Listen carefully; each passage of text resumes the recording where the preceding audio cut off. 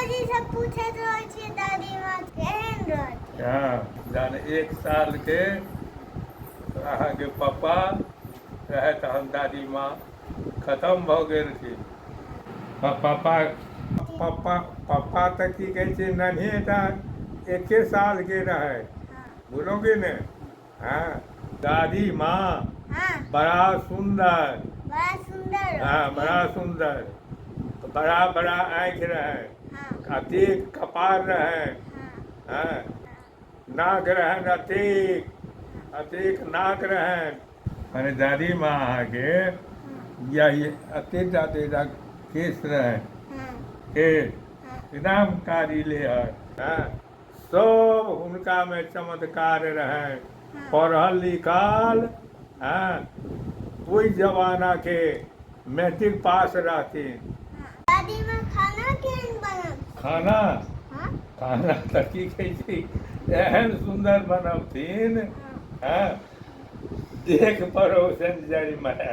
हाँ उनका में अतेक चमत्कार रहे। हाँ हाँ खाना खाना बना कऽ तो मम्मी तो अच्छे खाना बनाबै छै ना। हाँ हाँ तऽ बनबै छ तोरो माँ से तो दादी जे बनबै छल से केओ के नहीं बनबै। दादी माँ बला स्वाद रहे कि ने हाँ वो कतौ नहीं छै। वो दादिये माँ में चमत्कार रहे।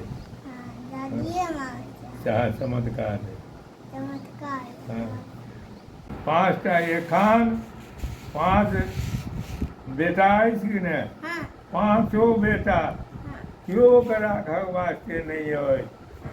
तो एकटा तोहर पप्पा हमरा देख रहल छै, ओ पालन पोषण की जे किछु सब किछु कऽ रहल छथि। हाँ आ हुनके पर निर्भर छी, आर कतौ केओ नहीं। अतेक बेटा अछि कतौ केओ देखऽवला नहीं अछि। ई बुढ़वा हाँ मने अछि बिलाय अछि, बुढ़वा बलाय भऽ गेलै।